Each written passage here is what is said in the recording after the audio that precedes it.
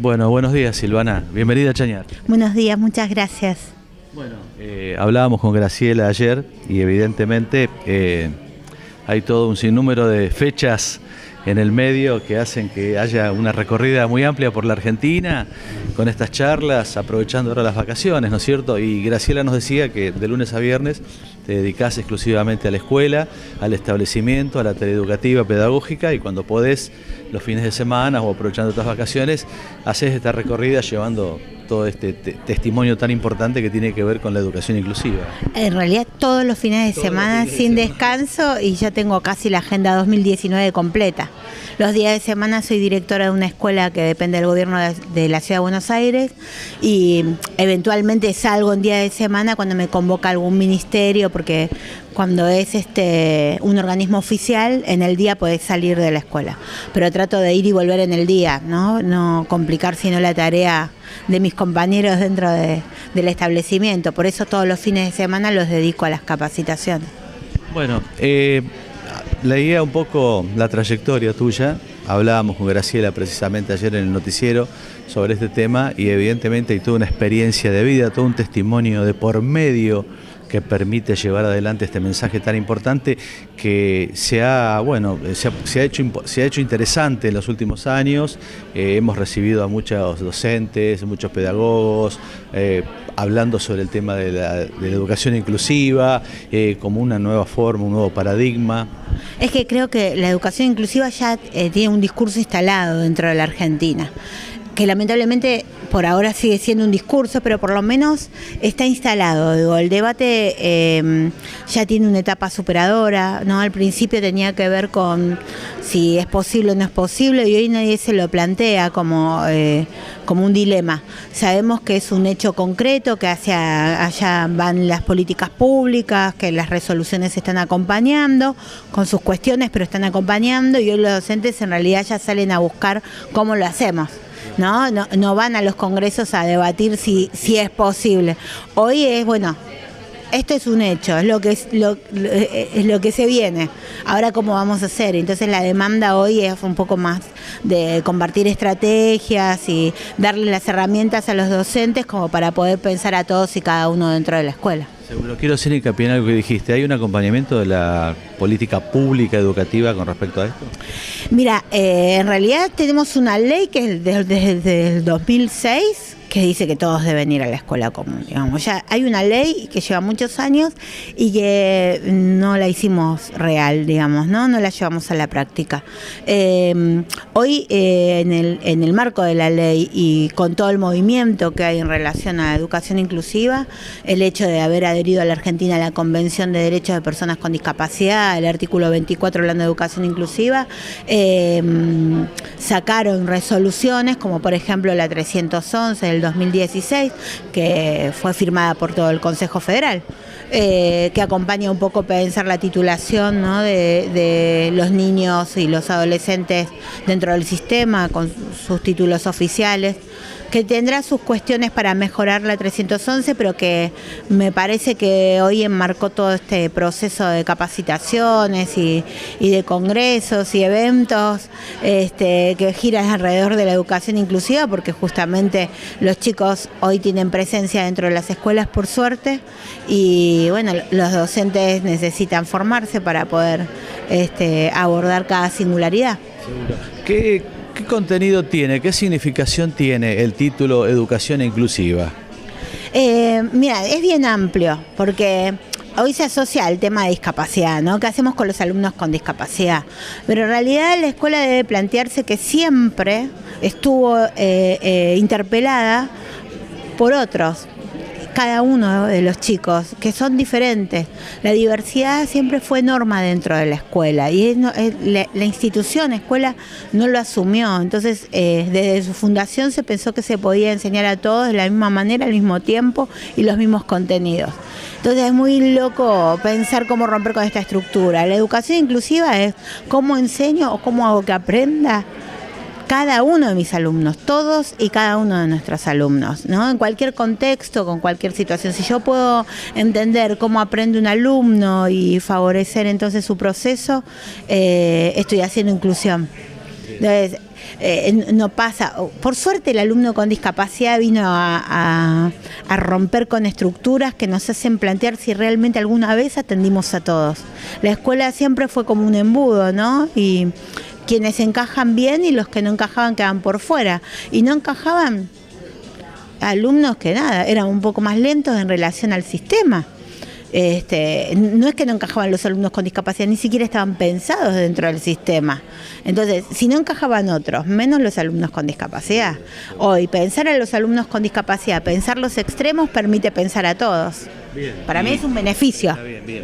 Y esto tiene que ver un poco, saliendo de lo que es la educación inclusiva, con el trastorno del aprendizaje en niños normales también, que quedaban también afuera un poco del sistema o de lo periódico y diario y corriente. Es que tenía que ver con eso de no encajar, ¿no? Por eso decía, lento en relación a quién. No eran niños con dificultades, que puede ser de cualquier tipo. Estamos hablando de un bloqueo emocional porque una situación familiar y el chico dejó de aprender.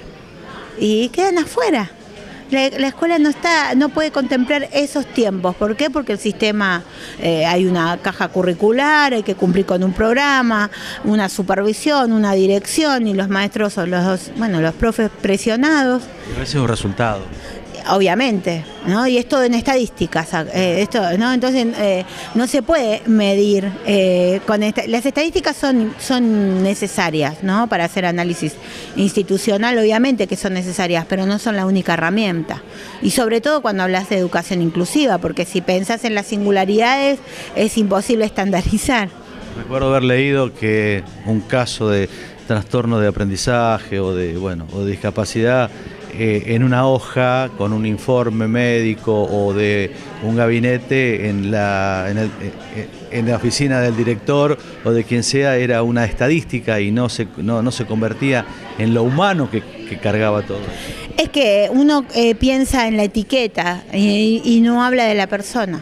Entonces, yo siempre digo, un docente que pide informes, no, es cara a cara con los profesionales que atienden a los chicos. Un informe no habla de la persona. En todo caso habla de la patología, ¿entendés? Pero no habla de la persona. Una persona soy yo, morocha, petiza, ¿no? Regordeta, pero primero soy Silvana, ¿entendés? Bueno, lo mismo pasa con los chicos, no es el chico con síndrome de Down, ¿no? O peor, ¿no? Porque él es síndrome de Down. No, se llama pirulo, que tiene todas estas características, además tiene síndrome de Down, ¿entendés? Es muy difícil corrernos. Sí. Para cambiar esto hay que correrse demasiado del eje esquemático que venimos trabajando y caminando. Es que el cambio en la escuela es trascendental para cambiar una sociedad. Yo digo, las grandes barreras tienen que ver más que nada con la representación social que tenemos del otro. Y del otro no solo el otro con discapacidad. Hay una representación del otro pobre y del otro rico. En educación, si te toca trabajar en contextos de pobreza, en zonas marginales, se escucha decir docentes, bueno, ¿qué se pretende con esto? Con estos chicos, ¿qué podemos hacer? No hay futuro. No generalizo. Hay otros docentes por suerte, pero digo, hay una representación del otro pobre. Y si trabajas en escuelas que son absolutamente financiadas por las familias, estas que no tienen ningún tipo de subvención, que sabes que tu sueldo lo paga la familia, también se escucha decir, se creen que soy su empleadita. Y es una representación del otro rico. Imagínate que el otro con discapacidad. Esa es la gran barrera. Todo lo demás, y menos en la Argentina que vivimos trabajando la creatividad, no hay problemas con el tema de la falta de recursos, la falta de formación, ¿no? Porque también hay que apelar a la ética profesional. Creo que la mayor barrera es la social. Entonces, ¿cómo hacemos que la sociedad cambie? Bueno, para mí el cambio primero es la escuela. Cuando la escuela visibilice a todos, cuando reconozca que en la diferencia hay un valor. Y simplemente eso, todos somos diferentes, y no hacer hincapié que la diferencia es pobre, tiene discapacidad, o pobre, vive en la villa, o pobre, no tiene mamá, ¿no? Sino correrte de esto y pensar en el valor, entonces vamos a tener una sociedad comprometida con el otro. Y no es utopía, es a largo plazo, con mucha paciencia, porque hay mucho para... mira, política pública, y hacen las bajadas de cordón, pero después la gente estaciona y tapa esas bajadas. porque no hay conciencia del otro, porque ese otro no ocupaba las calles antes. Estaba escondido. Estaban escondidos y ahora salen a ocuparlo, están las barreras. Están eliminando y hay leyes de accesibilidad urbana, edilicia, pero la gente no puede incorporarlo. Entonces, a la medida que lo incorpora, todas esas políticas que se están llevando adelante tampoco tienen efecto porque no tienen impacto social. Bueno, tu experiencia hemos leído un poco el currículum, bastante fascinante realmente, los obstáculos que has tenido que superar, todo lo que has luchado, lo que estás luchando, lo que estás viviendo en tu vida personal, ¿no es cierto? Con todos estos testimonios, evidentemente que son un fuego interno que te anima a llevar adelante esto, pero al mismo tiempo te permite abrir la cabeza, como decimos habitualmente, para ver todo un panorama que hay que modificar y que hay que cambiar. Y en ese contexto en el cual estás parada y luchando, ¿ves que los docentes avanzan en la aceptación de estos mensajes, en también abrir la cabeza y decir, lo que estábamos haciendo lo podemos modificar, corregir, podemos crecer? Sí, en cada lugar que voy yo tengo como un feedback muy bueno con los docentes. El docente lo que está necesitando, obviamente que la teoría tiene que estar, y hoy en mi ponencia está el marco teórico porque uno tiene que estudiar, ¿no? Pero el docente está necesitando que le digas, mostrame cómo se hace concretamente. Vos lo hacés, si estás en la cancha o no estás en la cancha. Porque si no, estás siempre parado desde la teoría y es muy lindo y nadie va a discutir los principios de educación inclusiva. Es imposible discutirlos, ¿no? Nadie va a decir que está mal. El tema es cómo lo hago real. En mis propuestas, hoy es conferencia, pero hago talleres, jornadas de capacitación donde comparto las herramientas para llevarlas. Hoy las presento, no se las hago vivir porque las muestro en una escuela concreta. El hecho de poder visibilizar, ver que concretamente se hace en un lugar, que se lleva adelante, que se puede, me hace tener como una repercusión muy buena, porque después el docente queda como muy enganchado, están necesitados, y entonces después se contactan, piden o incluso empiezan a compartir sus propias experiencias. En cada lugar he generado vínculos o he regresado. Y lo más lindo no tanto es el hecho de poder volver, sino que me escriban y me muestren o me manden un video o una foto de algo. ¿Qué han podido hacer? Tal cual. Y yo creo esto, mira, es como dejar como pequeños fueguitos en cada lugar, ¿viste? Yo digo, incendiemos la escuela y volvamos a empezar, porque la escuela no da respuesta. Y las revoluciones que han cambiado la historia, ¿dónde empezaron? Del llano, ¿no? Las que vinieron de arriba no cambiaron nada.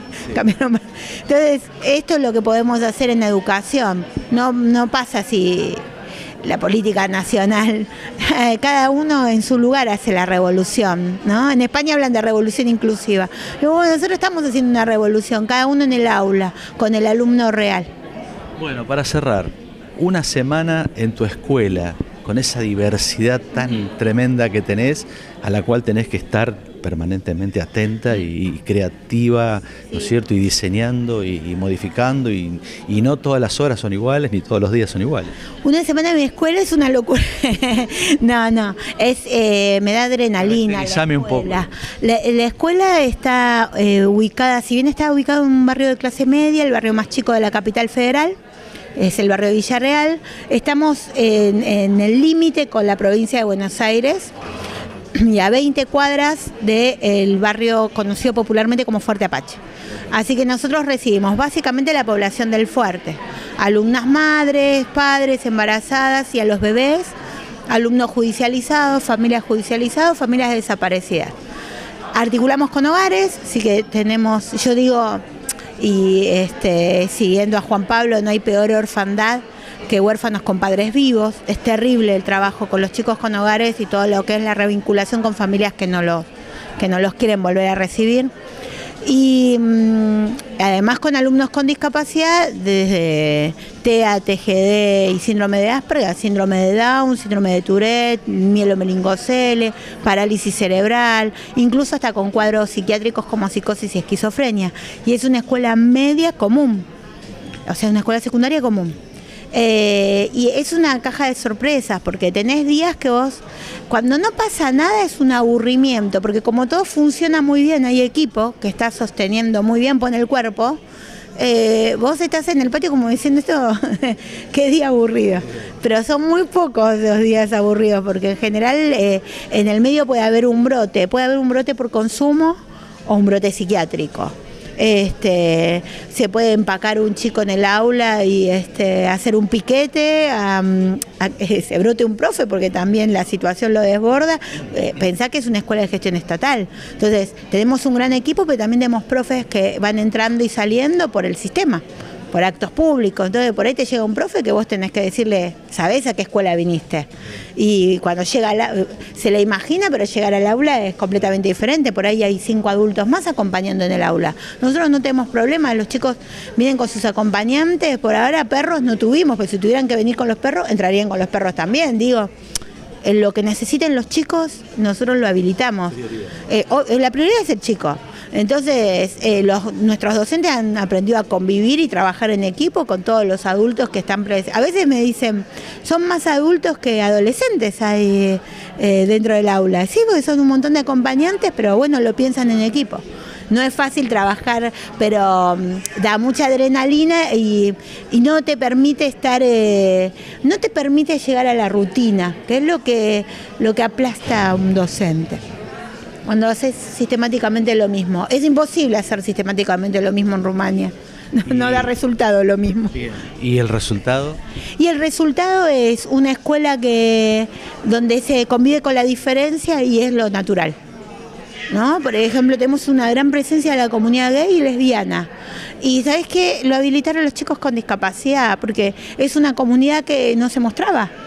Uno intuía, sabía, pero no se mostraban libremente. Y de golpe ver tanta diversidad y ellos pudieron expresarse y sentirse que somos todos aceptados. Entonces, lo loco es el patio y la convivencia. Y después el trabajo en equipo de los docentes para pensar cada singularidad y los recorridos personalizados que se hacen para los chicos, que van avanzando siempre. En números, para como te lee el ministerio, y es relativo, porque yo tengo que hacer figura, o sea, yo tengo que responder al administrativo. Entonces hay pibes que tienen que figurar como repetidores. Ellos, en su proceso, no están repitiendo. Ellos están avanzando con sus tiempos y con un proyecto armado a su medida, pero con el sistema no puedo. Entonces, bueno, cuando vos lees números, digo, es relativo, los números no dan cuenta del trabajo que estamos haciendo dentro de la escuela. Pero como a mí no me preocupan los números, digo, si por ahora te leen así, yo siempre digo, vengan y miren y vean cómo se está pensando cada singularidad. Perfecto, bueno, muchas gracias y buena jornada hoy. Muchísimas gracias.